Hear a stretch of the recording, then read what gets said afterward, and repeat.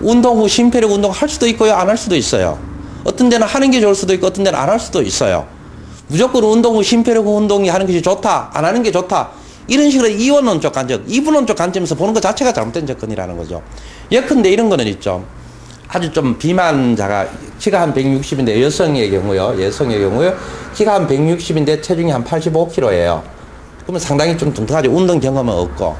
그리고 이 아가씨 같은 경우는 나이가 뭐 한 26세인데 이 아가씨 같은 경우는 여러 가지 이제 다이어트를 좀 해봤어요. 단식 다이어트라든가 뭐 이 크래시 다이어트를 해가지고 요요도 좀 한 2번 정도 경험을 해본 아가씨예요. 자, 이런 경우에 운동 후 심폐력 운동이라는 것은 어떤 의미를 가지고 있을까? 해야 되나 말아야 되느냐? 제 같으면 이런 아가씨 같으면 하라고 합니다. 저항 운동을 하고 나서 심폐력 운동을 한 20분 정도 하라고 합니다. 왜냐면은 체중이 좀 가하잖아요. 그래서 이 160에 85kg면 근육량도 상당히 많아요. 근데 요요를 겪기 때문에 근육량이 적을 수도 있어요. 그래서 이 아가씨 같은 경우는 지금 뭐 어떤 능력도 많이 떨어져요. 심폐 능력이 어때요, 지금? 많이 떨어져 있죠. 이 아가씨의 목적은 근육의 증가도 중요하지만은 심폐 능력의 향상도 굉장히 중요하거든요. 심폐 능력이 떨어진 상태에서 근육 운동을 할 수 있어 없어요. 근육 운동은 일종의 심폐력의 인터벌 트레이닝이 동시에 적용되는 거죠. 그러다 보니 심폐 능력이 불안한 상태에서는 이 저항 운동, 웨이트 운동도 적극적으로 집중적으로 할 수가 없어요. 그래서 이런 고객이 온다면은 심폐력 운동에서 먼저 어떤 심폐 능력의 향상이라는 게 굉장히 사실 중요한 문제예요. 그래서 지금 체중이 본인이 가지고 있어야 될 체중보다 너무 좀 오버되어 있는 거죠. 그래서 운동이 그렇다고 막 2시간, 3시간 하는 것은 마이너스죠. 왜냐하면은 이 지방이 많고 근육이 없기 때문에 이 근육 속에 소위 말하는 글리코겐이라고 하는 에너지의 저장량이 굉장히 적죠. 그런데 과도하게 운동하면 오버 트레이닝 되고 너무 근육이 빠지는 거죠. 생각 이상으로 우리가 계획했던 양의 근육 양이 빠지면 되는데 그보다 훨씬 더 많이 빠지죠. 그러면 계속 악순환이 되는 거죠. 그래서 운동 후에 이런 아가씨 같은 경우는 심폐력 운동을 권장하지만은 그 권장 시간은 기껏해야 20분 내외다. 그렇게 가볍게. 또 뚱뚱하다 싶으면은 조깅하는 수준도 부담이 된다면 무릎에 있던 부상이 없다고, 무릎에 문제가 없다고 판단했을 때, 무릎이 문제가 있다면 이제 자전거나 사이클이나 이런 걸 태우면 되겠죠. 그럼 한 20분 전으로 서서히 뭐 오늘 일주일 후나 2주일 후나 3주일 후나 그 강도를 조절을 얘기를 해야겠죠. 그죠? 그렇게 진행하면은 의미가 있겠죠. 그죠? 이런 아가씨 같은 경우는 운동의 심폐력 운동 효과가 좋습니다. 그런데 반대로 또 다른 고객, 남자 고객인데 이 고객은 키가 175인데 체중이 65kg예요. 자, 이런 고객을 운동시키는데 운동은 심폐력 운동 의미가 있어 없어요? 이런 사람 같은 경우는 오히려 심폐력 운동을 안 해야 빨리 체중을 증가시킬 수 있죠. 이런 사람한테는 이거는 안 맞는 거죠.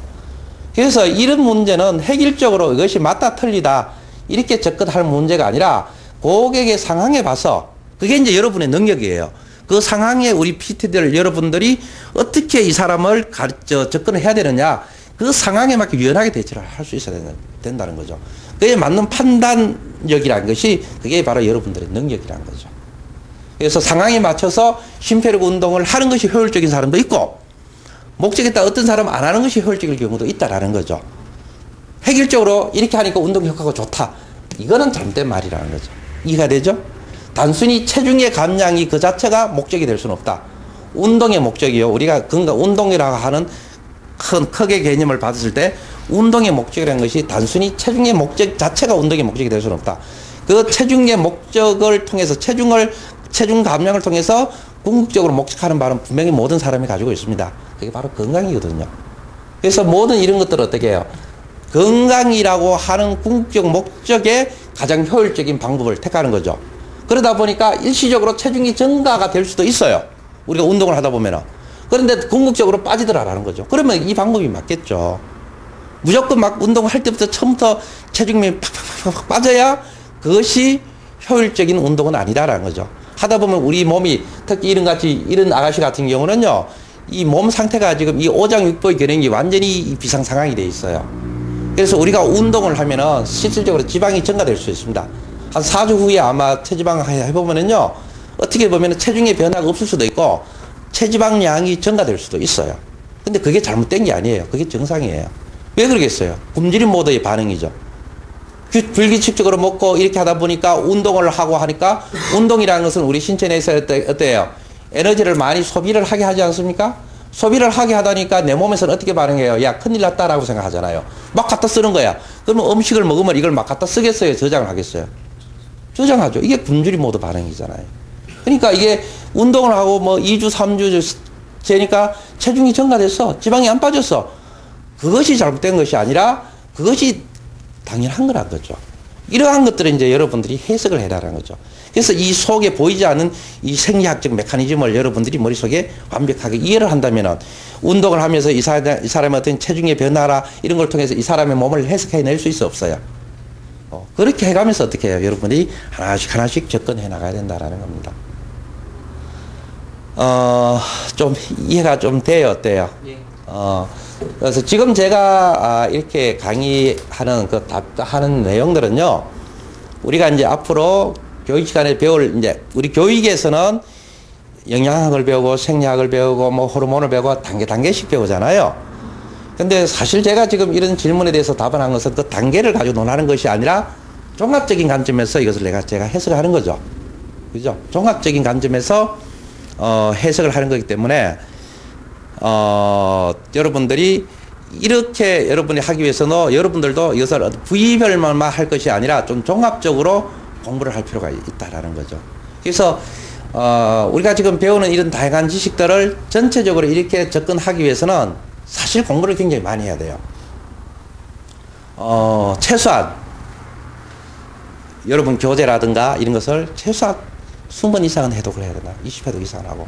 그 다음에 여러분 스스로 고민을 굉장히 많이 해야 되고, 다양한 케이스 경우, 다양한 경우의 수도 많이 머릿속에서 다양한 경우의 수도 많이 만들어보고, 많이 풀어보고, 이 공부라는 것은 꼭 눈으로만 하는 게 아니잖아요. 머릿속에서도 공부를 할 수 있어 없어요?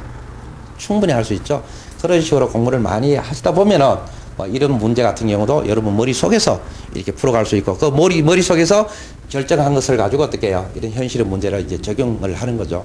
그래서 또 시행착오를 겪다 보면은 이렇게 하면 되는구나. 그러면 확신을 가지게 되고, 확신이 있으면 자신감이 생기게 되고, 그럼으로써 여러분의 실력이 자꾸 어떻게 해요? 어드밴스가 되는 거죠. 자, 그래서 오늘은 크게 이제 두 개의 질문을 가지고 제가 얘기해 봤는데, 국소 감량, 그 다음에 운동 후 심폐력 운동. 만약에 이게 근육의 비대가 목적이라면은요, 이제 바디빌더를 전문적으로 하는 사람들은 운동 후에 심폐력 운동은 사실 잘 하지 않습니다. 대체적으로 뭐, 체중이 가다한 사람은 조금 할 수도 있는데요. 그리고 나중에 여러분들이 에너지에 대한 공부를 좀 더 하다 보면은, 이 심폐력 운동과 웨이트 운동의 시간을 달리 하는 게 좋아요. 왜냐하면은 이걸 하든지 체내에 저장된 글리코겐은 갖다 쓰거든요. 그래서 우리가 만약에 목적이 근육의 발달이 목적이라면은 어디에 내가 몸에 저장된 그 에너지를 어디에 주로 많이 사용하는 게 좋아요? 근육 운동하는데 많이 사용하는 게 맞겠죠. 이거보다는. 그죠? 그래서 여러분들이 가지고 있는 그 목적, 그 다음에 몸에 저장된 에너지원의 정도, 뭐 이런 것을 종합적으로 생각해서 여기는 어느 정도 시간을 할애하는 게 좋을 것인가, 여기에는 또 어느 정도 시간을 할애하는 게 좋을 것인가, 이런 것도 여러분이 굉장히 계획적으로 해야 돼요. 그래서 그냥 단순하게 우리가 운동을 하는 것이 아니라, 운동을 그냥 단순하게 뭐 하면 되겠지, 하루에 몇 시간 하면 되겠지, 사실 이런 문제가 아니라 내가 가지고 있는 저장 능력, 에너지의 저장 능력이라고 하는 것은 내가 가지고 있는 근육량과 사실 비례하죠. 근육량이 많은 사람과 내가 근육량이 그렇게 많지 않은 사람, 여기에 대해서 에너지 저장량도 다르고, 또 실제 운동 시간도 다르겠죠. 그죠? 그러한 것들을 여러분들이, 그걸 뭐 수치를 적용하는 기계 같은 건 없어요. 그래서 여러분이 본능으로, 감각으로 알아야 돼요. 그래서 운동을 많이 하고, 여러분이 경험이 많이 쌓이다 보면은, 여러분이 또 가르치잖아요. 제가 만약에 고객을 가르치다 보면은, 몇 번 이렇게 가르치다 보면 이 사람의 이 에너지의 저장량 정도를 그냥 알아요, 제가. 그래서 그 사람은 그 사람 맞게끔 운동을 시키는 거예요. 그러다 보면은 이제 운동을 하고 근육이 증가되고 하다 보면은 약간 운동 시간이 늘어나요. 그래서 그걸 내가 조절을 해줘야 돼요. 퍼스널 트레이너가 조절을 해줘야 되잖아요. 30분밖에 운동량이 안 되는데 1시간 동안 빡시게 합시다 하면 돼요, 안 돼요? 마이너스 운동 효과가 나겠죠. 그런 것들을 이제 여러분들이 여러분 몸으로 먼저 한번 경험을 해보시라는 거죠. 그러면은 여러분이 경험해보면은 그 여러분 고객들한테도 어떻게 하는 눈이 보여요. 그런 시야가 보여요.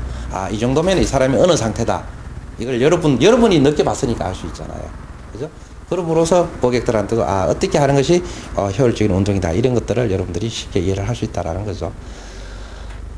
그래 오늘은 크게 두 가지 질문, 질문의 내용도 굉장히 좋았습니다. 다 실질적으로 관심 있는 질문이고, 오늘 설명을 하다 보니까 많은 양의 질문은 제가 못 받았는데, 앞으로 계속 주기적으로 이런 시간을 가지면서, 현실에서 궁금한 다양한 많은 질문들을 가지고, 이런 어떤 논리적인 설명을 가지고 계속, 풀어보도록 하겠습니다. 오늘은 여기서 마치고 또 다음 시간에 또 다른 질문을 가지고 한번 더 풀어보도록 하겠습니다. 오늘 여기서 마치도록 하겠습니다.